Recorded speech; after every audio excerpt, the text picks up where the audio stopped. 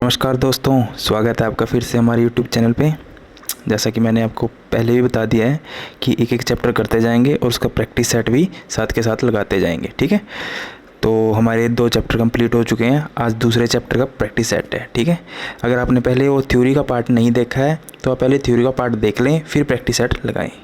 चलिए स्टार्ट करते हैं। क्वेश्चन नंबर फर्स्ट क्या कहता है कि निम्नलिखित कथनों पर विचार कीजिए, उपयुक्त कथनों में से कौन सा सही है। 2 कथन दिए हुए हैं हमें और ये बताना है कि कौन सा सही है।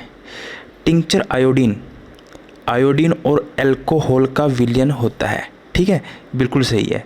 जैसे दोस्तों मैंने आपको बताया था जब हम विलयन पढ़ रहे थे, तो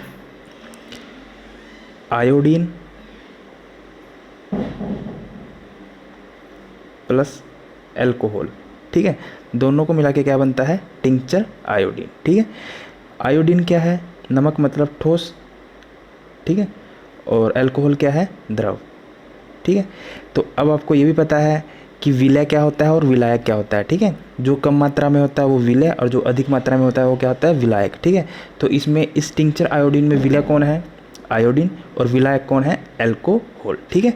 अब इन दोनों को मिलाकर जो विलयन बनता है उसको क्या बोलते हैं हम, टिंचर आयोडीन। और ये कैसा विलयन है, ये कैसा विलयन है, द्रव का ठोस में, ठीक है। और मैंने आपको बताया था जो ज़्यादा होता है उसको पहले लिखते हैं, जो कम होता है उसको बाद में। या मतलब ये भी बोल सकते हो कि विलायक को पहले लिखेंगे और विलय को बाद में लिखेंगे, ठीक है। तो पहला ऑप्शन, पहला कथन क्या है, बिल्कुल सही है, ठीक है। अब दूसरा, वात युक्त पेय में कार्बन डाइऑक्साइड गैस घुली होती है, बिल्कुल सही है। ये भी क्या है, जैसे मान लीजिए जो कोल्ड ड्रिंक होती, वात युक्त पदार्थ किसे बोलते थे, कोल्ड ड्रिंक को, ठीक है। कोल्ड ड्रिंक में क्या होता है कि जल होता है प्लस जल में क्या होता है, वो सोडा, ठीक है, प्लस गैस होती है। गैस कौन सी होती है, CO2, ठीक है। तो CO2 क्या है, इसमें कम है और जल क्या है, ज़्यादा। तो CO2 क्या है, विलय, और जल क्या है, विलायक। इन दोनों को मिलाकर कोल्ड ड्रिंक यानी वातयुक्त पेय पदार्थ बनते हैं, ठीक है। तो ये कैसा विलयन होगा, क्योंकि CO2 क्या है, कम और जल क्या है, ज़्यादा। जल क्या होता है, द्रव, और CO2 क्या है, गैस, यानी द्रव में गैस का विलयन, ठीक है। तो ये दोनों कथन क्या है, सही, दोनों कथन सही हैं। तो राइट आंसर कौन सा रहेगा, 1 और 2। नेक्स्ट क्वेश्चन,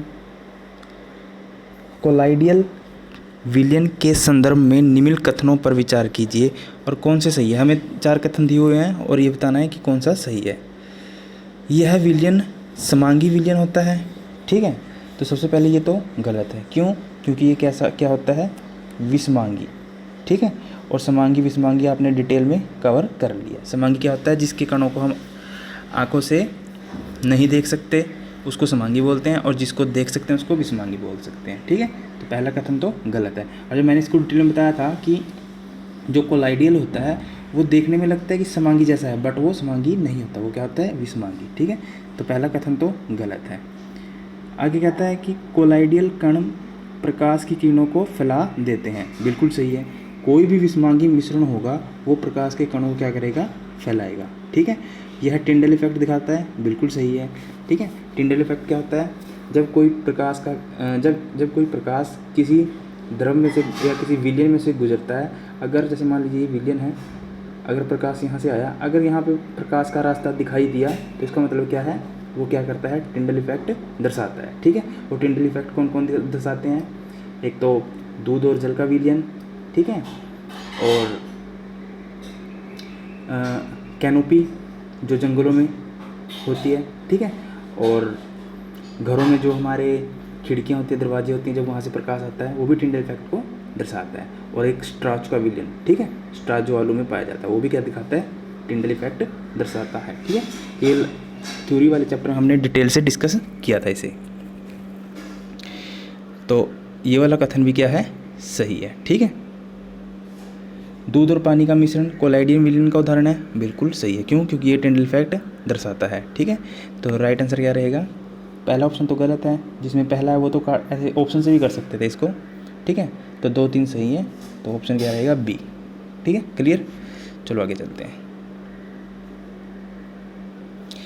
जब कमरे में किसी छोटे छिद्र से प्रकाश की किरण आती है तो कमरे की धूल और कार्बन कणों द्वारा फैला दी जाती है, जिससे किरण का मार्ग दिखाई देता है। यह घटना क्या कहलाती है? ठीक है, तो वेरी सिंपल, वही टिंडल इफेक्ट कहलाता है। ठीक है, मैंने आपको इसको डिटेल में बताया था। मान लीजिए कोई कमरा है, यहाँ पे कोई खिड़की है, ठीक है, यहाँ से जब प्रकाश जाएगा तो एक रास्ता दिखाई देगा, प्रकाश का एक रास्ता दिखाई देता है, उसी को क्या बोलते हैं? टिंडल इफेक्ट दिखाना। ठीक है, इसमें कंफ्यूज मत होना, प्रकाश का विकिरण क्या होता है। ठीक है, देखिए प्रकाश का विकिरण होता है वो चारों तरफ समान मात्रा में फैलता है। ठीक है, इसको लाइट वाले चैप्टर में हम डिटेल से डिस्कस करेंगे। राइट आंसर क्या रहेगा? Tyndall effect. निम्न में से कौन कोलाइड्स के उदाहरण हैं? ठीक है, वाहनों से धुआं, ठीक है, ये भी क्या है? वो मैंने आपको एक बुक में दिखाया था एग्जाम्पल कि कौन किसका उदाहरण है, वो आप याद कर लेना। ठीक है, तो ये भी सही है। शेविंग क्रीम बिल्कुल सही है, पनीर बिल्कुल सही है, बादल बिल्कुल सही है। क्यों? पनीर क्या होता है? जेली। ठीक है, वाहनों से निकलने वाला धुआं क्या होता है? एरोसोल। ठीक है, और शेविंग क्रीम क्या होती है? शोल। ठीक है, तो ये सारे क्या हैं? कोलाइड्स के ही उदाहरण हैं। तो राइट आंसर क्या रहेगा? Option D. निम्नलिखित प्रक्रियाओं पर विचार कीजिए। ठीक है, क्वेश्चन कथन फर्स्ट, जांच प्रयोगशाला यानी लैब में रक्त और मूत्र की जांच करना, डेयरी या घर में क्रीम से मक्खन निकालना, कपड़े धोने की मशीन में भीगे कपड़ों को सुखाना। ये अपकेंद्रण विधि के माध्यम से संपन्न होती है। देखिए भाई, ये क्या होता है? जब हमने अपकेंद्रीय विधि को पढ़ा था, सेंट्रीफ्यूगल को, तो उसमें क्या होता है कि जैसे मान लीजिए जो फोर्स होती है वो कहाँ लगती है? बाहर की ओर लगती है। ठीक है, और बाहर की ओर फोर्स लगने से क्या होता है कि जो भारी कण है वो क्या होते हैं? नीचे बैठ जाते हैं, और जो हल्के होते हैं वो ऊपर बैठ जाते हैं, जिसकी वजह से मिक्सचर को अलग कर लिया जाता है। ठीक है, तो हमने उसके एग्जाम्पल पढ़े थे कि कहाँ कहाँ यूज़ होते हैं। लैब में भी यूज़ होता है, और मक्खन घर में क्रीम वगैरह निकालने में भी यूज़ होता है, और कपड़े धोने की मशीन भी इसी सिद्धांत पे काम करती है। क्यों? क्योंकि जब वो कपड़ों को बाहर फेंक दिया तो वो मशीन की सतह से टकरा के फिर वापस आते हैं, फिर बाहर फेंकती है। ठीक है, इसी को क्या बोलते हैं? अपकेंद्रीय विधि। ठीक है, ये वैसे फोर्स वाले चैप्टर में इस विधि को भी डिटेल से कवर करेंगे। ठीक है, तो इसका राइट आंसर क्या रहेगा? 1, 2, 3 उपरोक्त सभी। निम्नलिखित प्रक्रियाओं में कौन सी क्रोमेटोग्राफी से संबंधित है? देखिए भाई, डिटेल डिस्कस किया था क्रोमेटोग्राफी पे। ठीक है, क्रोमेटोग्राफी पे हमने डिटेल में डिस्कस किया था कि ये कैसे, क्या विधि और कैसे यूज़ किया जाता है। बेसिकली क्रोमेटोग्राफी हम कलर्स को अलग करने के लिए यूज़ करते हैं। ठीक है, और हमने इसको डिटेल में डिस्कस किया था। अगर आपने नहीं पढ़ा तो आप पहले थ्योरी देख लें, फिर डिटेल समझ में आ जाएगा आपको। फर्स्ट कथन कहता है कि डाई में से रंगों को अलग करने के लिए, बिल्कुल। और डाई क्या होती है? मैंने आपको बताया था डाई क्या होता है। उसमें एक या एक से अधिक रंग होते हैं, कितने भी कलर हो सकते हैं। ठीक है, तो पहला कथन क्या है? सही। प्राकृतिक रंगों से पिगमेंट को पृथक करने के लिए, बिल्कुल। पिगमेंट, नेचुरल कलर से पिगमेंट निकालने के लिए, बिल्कुल। रक्त से नशीले पदार्थों को अलग करने के लिए, बिल्कुल, यहाँ भी क्रोमेटोग्राफी का यूज़ होता है। और क्रोमेटोग्राफी होती क्या है, ये डिटेल आप वीडियो में देखें, आपको समझ में आ जाएगा। ठीक है, चौथा ऑप्शन कहता है कि धातु शोधन के दौरान लोहे को अलग करने के लिए। ये गलत है। ठीक है, धातु शोधन में लोहे को अलग करते हैं, किस विधि के द्वारा करते हैं? पृथक्करण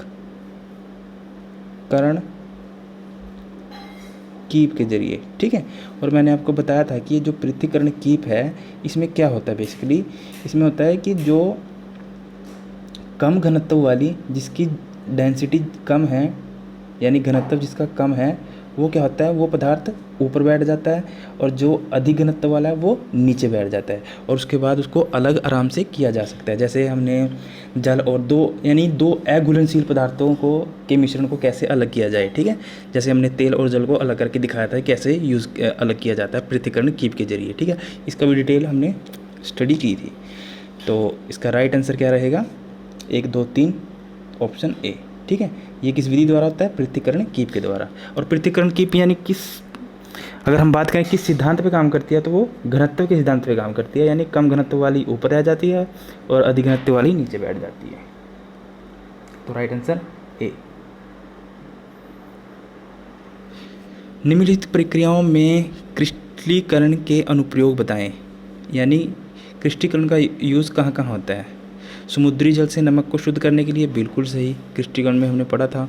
और नमक बनाने के लिए हम 2 विधियों का यूज़ करते हैं ना, क्रिस्टलीकरण और वाष्पीकरण, ठीक है। नमक से कपूर को अलग करने के लिए, गलत, ठीक है। नमक से कपूर को अलग करने के लिए हमने कौन सी विधि पढ़ी थी, ऊर्ध्वपातन, ठीक है। ऊर्ध्वपातन मतलब सबलीमेशन, क्योंकि नमक भी ठोस है और कपूर भी ठोस है। तो जो कपूर होता है वो क्या होता है, ऊर्ध्वपातन के जरिए ठोस से सीधा कहाँ चला जाएगा, गैस में, द्रव में नहीं आएगा, ठीक है। तो सेकंड ऑप्शन क्या है, गलत। थर्ड कहता है कि अशुद्ध नमूने से फिटकरी को अलग करना, ठीक है। तो अशुद्ध नमूने से फिटकरी को अलग करना, ये भी क्रिस्टलीकरण का एग्जाम्पल है, बिल्कुल सही है, ठीक है। चौथा ऑप्शन कहता है वायु से विभिन्न गैसों को पृथक करना, गलत।